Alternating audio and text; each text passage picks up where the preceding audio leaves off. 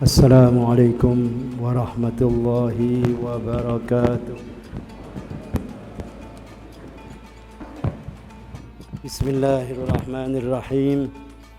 الحمد لله رب العالمين، وبه نستعين على أمور الدنيا والدين، والصلاة والسلام على سيد الأولين والآخرين، قائد الغر المحجلين، سيدنا وحبيبنا ومولانا محمد وعلى آله وصحبه ومن اهتدى بهديه إلى يوم الدين.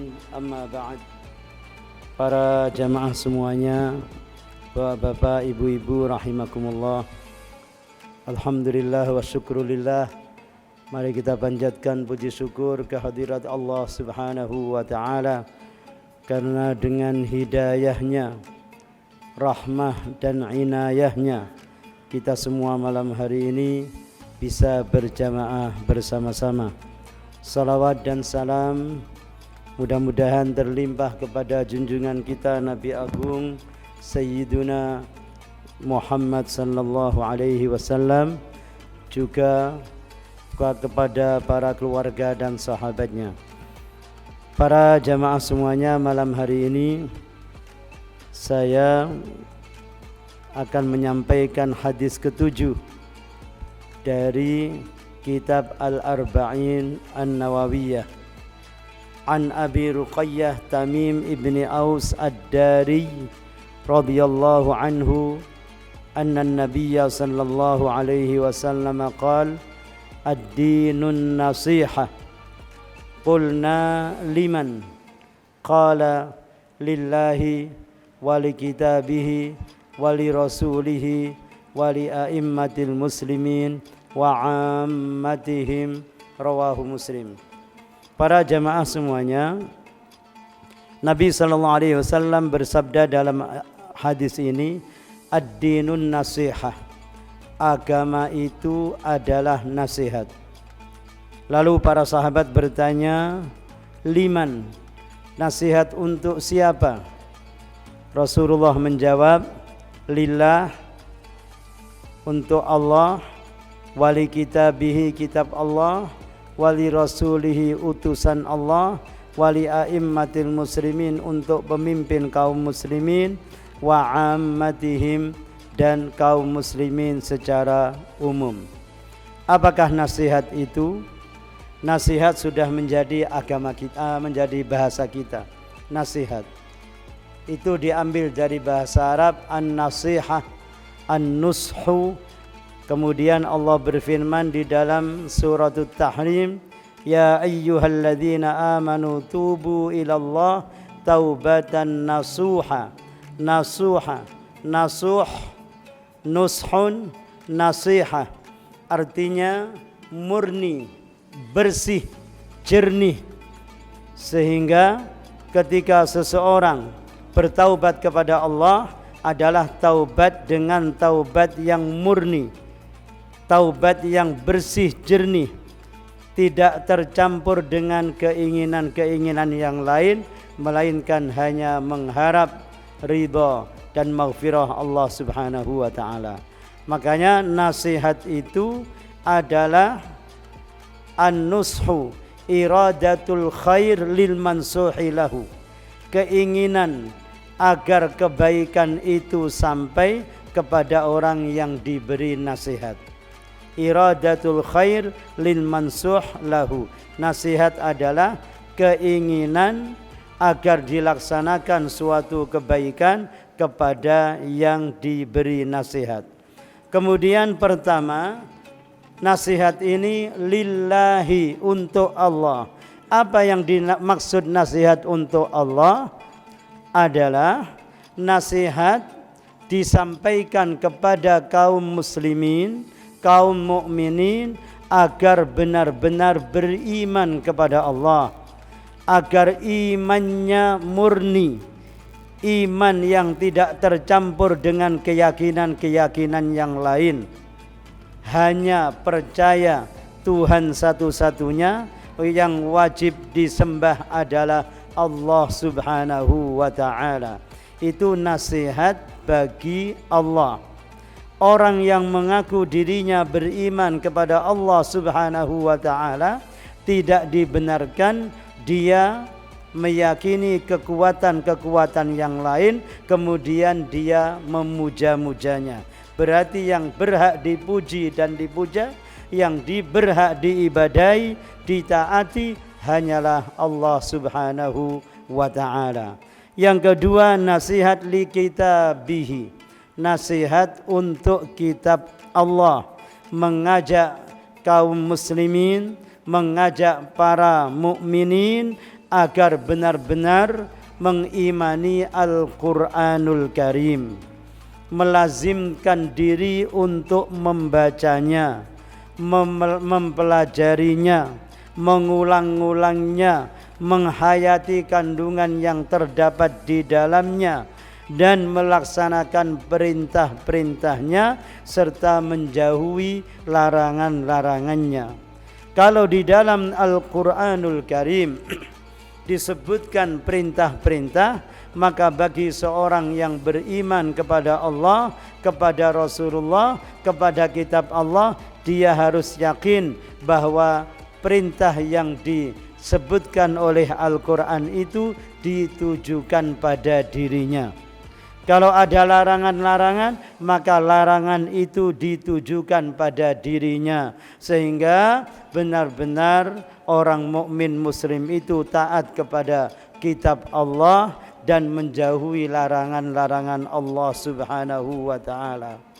Para jamaah semuanya, karena orang yang mengaku muslim, mengaku mukmin, masih banyak dari mereka itu yang tidak mau belajar Al-Quran, tidak mau membaca Al-Quran. Kalau ada hukum-hukum yang diperintahkan oleh Al-Quran, seakan-akan hukum itu hanya untuk orang lain. Kalau membaca buku, Masya Allah, dia pintar memahaminya, tetapi begitu gilirannya Al-Quranul Karim sama sekali tidak disentuh, tidak dibaca. Tentu itu adalah orang muslim yang lalai dari kitab Allah Subhanahu wa ta'ala. Karena kitab Allah ini adalah kitabun anzalnahu mubarakun, kitab yang diberkahi oleh Allah, yang diturunkannya. Oleh karenanya kita sebagai umat yang beragama Islam, kita diwajibkan mengimani Al-Quran, mempelajari Al-Quran, mengulang-ulang Al-Quran, dan berusaha untuk memahami, menghayati, kemudian mengamalkan isi-isi Al-Quranul Karim yang telah dijelaskan oleh para ulama, dijelaskan di dalam kitab-kitab akidah, di dalam kitab-kitab fikih, dalam kitab-kitab akhlak, di dalam sejarah-sejarah para nabi dan para sahabat. Di sana selalu dimasukkan ayat-ayat Al-Quranul Karim, karena ada ayat-ayat di dalam Al-Quran itu yang sifatnya mujmalah, ada yang mubayyanah, ada yang mufassalah, dan seterusnya. Istilah-istilah itu terdapat di dalam ulumul Quran. Kalau orang benar-benar mempelajari Al-Quranul Karim, kemudian mau melazimkan diri untuk membacanya, mengulang-ulangnya, menghayati kandungan yang ada di dalamnya, berusaha untuk melaksanakan perintah-perintah dan menjauhkan diri dari larangan-larangan Al-Quranul Karim, insya Allah dia akan mendapat keberkahan-keberkahan dari Allah Subhanahu wa ta'ala. Karena Al-Quran adalah firman Allah Subhanahu wa ta'ala. Para sahabat dulu, sejarahnya dipelajari oleh banyak orang, sejarahnya dibaca. Kenapa? Karena mereka adalah orang-orang yang berpegang dengan Al-Quranul Karim.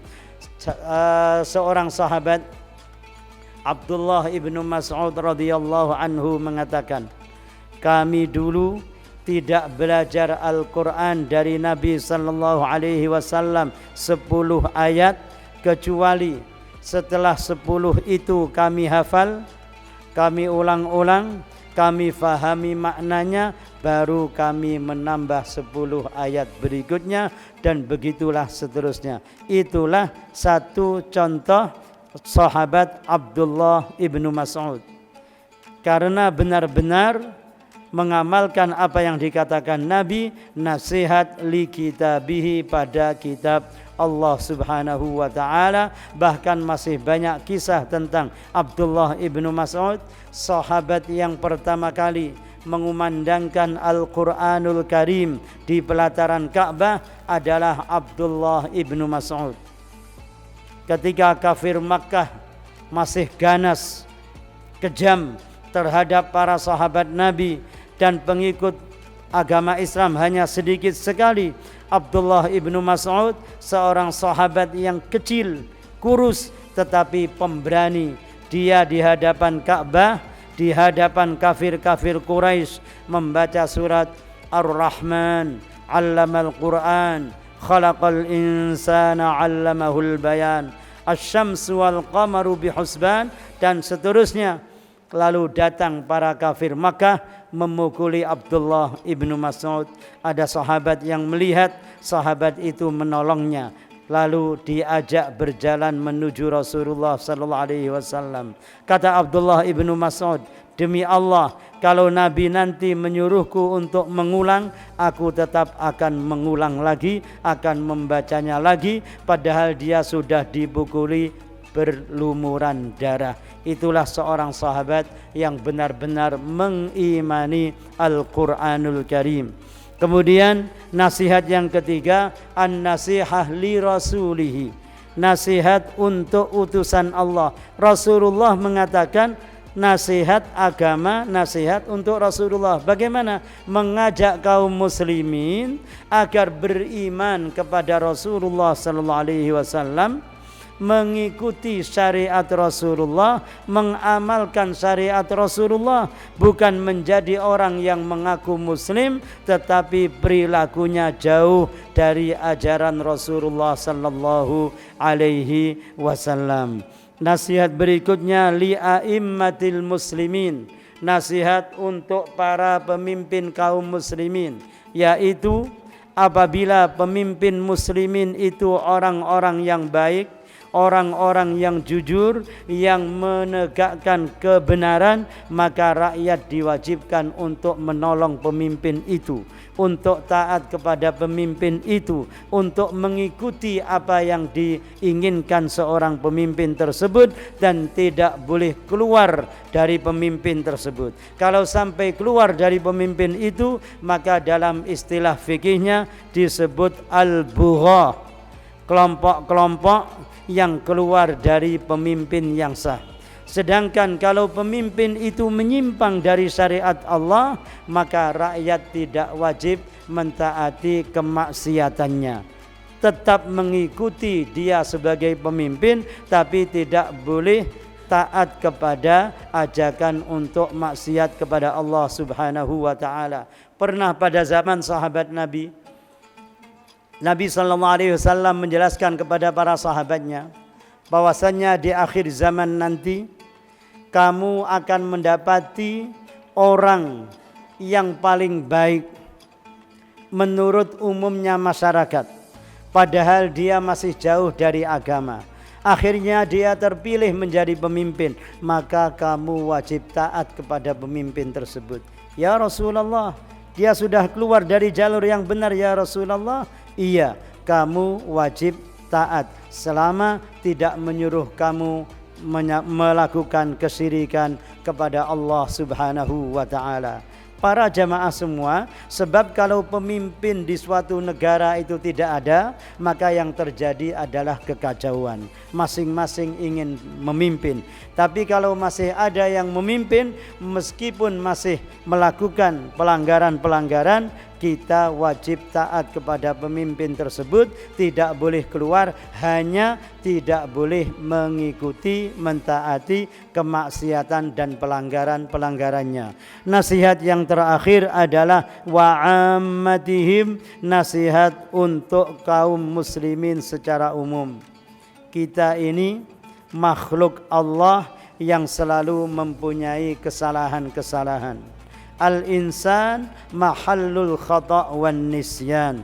Manusia tempatnya salah dan lupa. Tidak ada manusia yang suci, tidak ada manusia yang paling baik. Pasti pernah melakukan dosa-dosa kecil.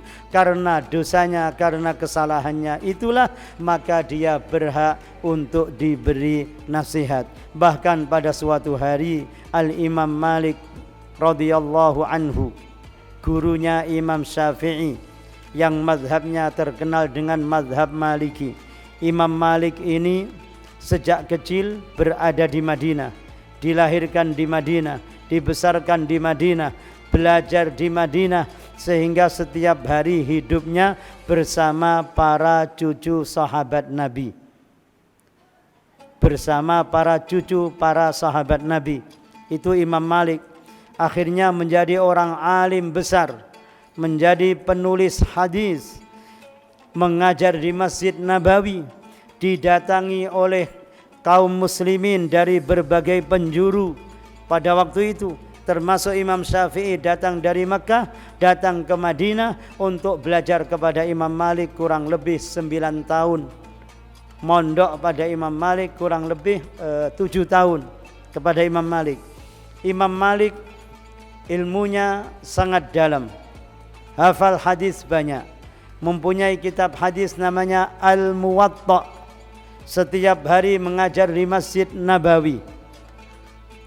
Pernah ditanya tentang keadaan kaum muslimin, bagaimana kaum muslimin itu, maka jawab dari Imam Malik radhiyallahu anhu, kulluna raddun wa mardudun, atau kulluna yuqbalu wa yuraddu illa sahiba hadzal qabri. Bahwa kita semua ini bisa diterima, bisa ditolak, kecuali orang yang ada di makam ini. Yang ada di makam ini yaitu makamnya ada di Masjid Nabawi Sayyiduna Rasulullah Muhammad sallallahu alaihi wa alihi wa sahbihi wasallam. Berarti apa? Seluruh kaum muslimin meskipun ilmunya sudah tinggi, masih diperlukan untuk mendapatkan nasihat-nasihat dari orang lain, karena kadangkala orang sudah alim tapi masih melakukan kesalahan, makanya perlu mendengarkan nasihat orang lain. Hadirin para jamaah semuanya rahimakumullah, inilah hadis ke-7 yang diriwayatkan oleh Al-Imam Muslim. Mudah-mudahan kita semua di bulan yang penuh berkah ini benar-benar bisa meningkatkan keimanan dan ketakwaan kepada Allah Subhanahu wa ta'ala, mau mengulang-ulang kitab Allah Al-Quranul Karim sebagaimana Rasulullah di bulan suci Ramadan selalu mengulang hafalannya di hadapan malaikat Jibril. Kalau Rasulullah mengulang-ulang di hadapan malaikat Jibril, maka kita sebagai umatnya sekarang di bulan yang penuh berkah ini, mari kita usahakan bisa mengulang-ulang firman Allah, bisa menghatamkan berkali-kali agar kita mendapat keberkahan-keberkahan dari Allah Subhanahu wa ta'ala. Aqulu qawli hadha wa astaghfirullahal azim li wa lakum. Wassalamu alaikum warahmatullahi wabarakatuh.